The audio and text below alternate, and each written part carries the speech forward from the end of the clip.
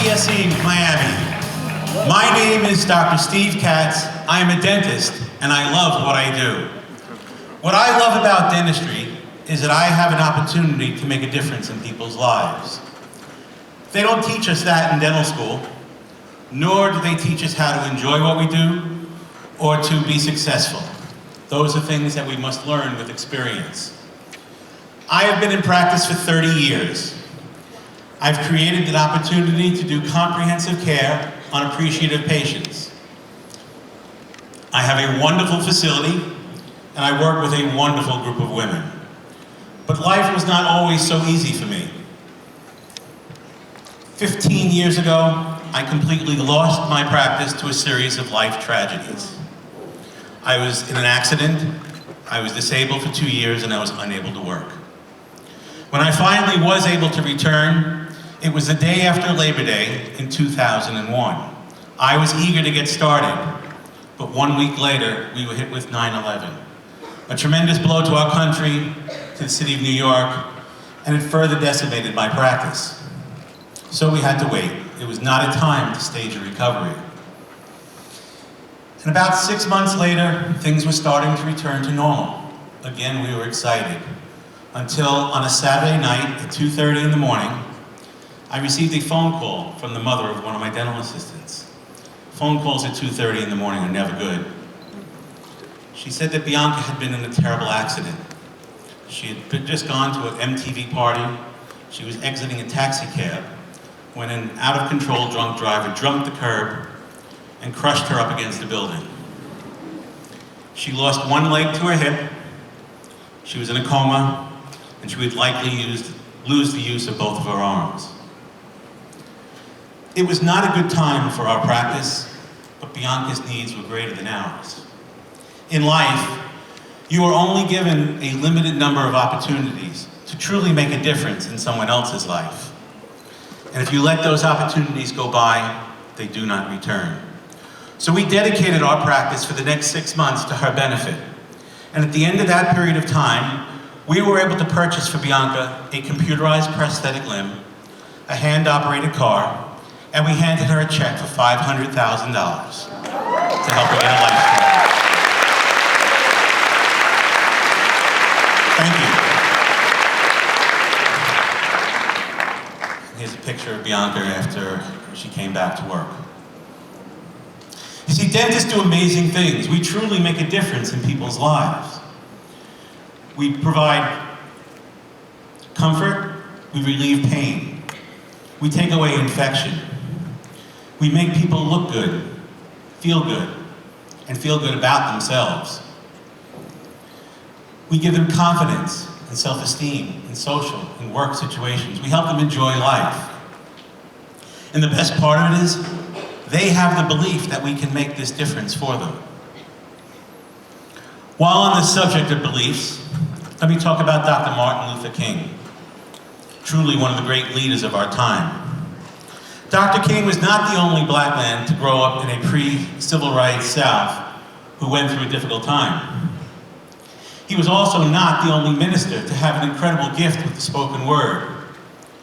But whereas most were talking about what was wrong and what they wanted to change, Dr. King spoke of his dream that we could live cooperatively and in harmony, and things could be different. And he was able to cross demographic barriers of race, religion, politics, and gender. And he attracted 1 million people to the mall in Washington. Not because they wanted to hear his "I have a plan" speech, but because they wanted to hear his "I have a dream" speech. And our patients have dreams too. They dream that they can look like movie stars and TV stars, that they can be confident and feel comfortable in social situations. And they feel that we can help them enjoy life and enjoy the way they eat.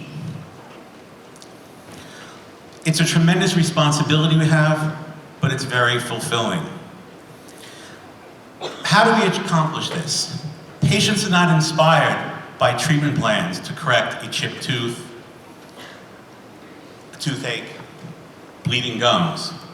What inspires them is the knowledge that we can do things that can correct the way those conditions affect them in their life.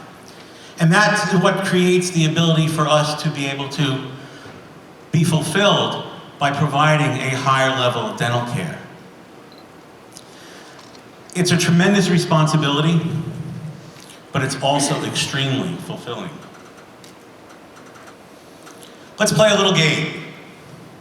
If I were to ask all of you if you could name the 3 wealthiest people in the world, the last 3 winners of the Nobel Prize for Peace, or the last 3 winners of the Academy Award for Best Actor, who here could do it? Isn't it amazing that these are people who've accomplished great things in their respective careers? But you see, over time, awards tarnish, certificates fade, and applause dies down. But now, if I were to ask you if you could name 3 teachers who helped you when you were back in school, or 3 friends who helped you through a difficult time, or 3 people who you really enjoy spending time with, would that be easier? The reason is, these are people who care about you. And the people who care about you are the ones who make a difference in your life. My best friend for 30 years was Mitch Cutler. Mitch Cutler was my Henry Schein sales rep, but we had a much deeper relationship. My book, they didn't teach us that in dental school, is dedicated to his memory. Because unfortunately, 2 years ago, he died after a 6-year battle, a brave battle with bone cancer. But in his final days, he taught me the greatest lesson of my life about caring. Because he called me one night and he said, "Steve, I need you to do me a favor. I would like you to write my eulogy and then deliver it at my memorial service." I said, "Mitch, that's a heavy. What do you want me to say?" He said, "Steve, I just want you to say how I made a difference in your life." I said, "Well, Mitch, that's easy." So we got off the phone, and I spent that whole night writing my memorial to my best friend. And I drove 3 hours to his house in Croton, New York, from where I live in Long Island. And I went into his bedroom, and I sat down in his bed, and I handed him what I had written. And he said that there was a sense of urgency because he wanted to hear me say it before he passed.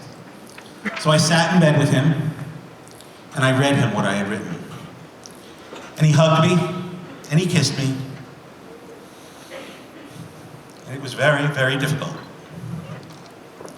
That night, he passed away, surrounded by his family, his wife, his children, his parents. But what he taught me in that exercise was to never, ever, ever wait to show your appreciation to others. You should be showing your appreciation to those who mean something to you each and every day. So what I would like all of you to do, before you leave this room today, is take out your cell phones and call your husbands, your wives, your girlfriends, your boyfriends, significant others, and tell them that you love them. And when you get home after this amazing event, what I want you to do is to hug your children and your other family members and tell them why you love them. And then when you get back to your offices on Monday, I want you to do the same thing to your patients and especially your team, if they're not here with you. Because there is no better way to change somebody's life than to make them feel appreciated. And as Zig Ziglar said, you can get anything in life you want if you will just help enough other people get what they want.